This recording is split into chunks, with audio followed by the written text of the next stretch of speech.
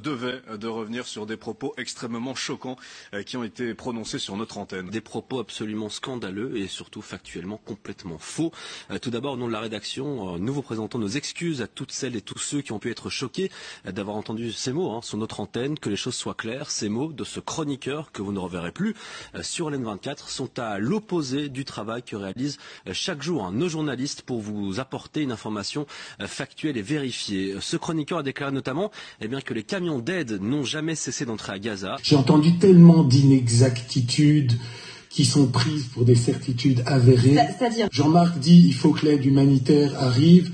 Les camions n'ont jamais cessé de rentrer à Gaza, jamais. On a beau faire des couves de l'humanité en traitant Netanyahou d'affameur de Gaza. C'est faux, Israël a décrété un blocus humanitaire, il suffit de taper ça sur Internet. Il y a des Gazaouis qui mangent des crêpes au Nutella. Au même moment où cette couve de l'humanité sort, il y a des stories sur TikTok de Gazaouis qui mangent des crêpes au Nutella. Il a aussi dit que la famine à Gaza était un hoax. La famine, ce n'est pas exactement ça. C'est un hoax.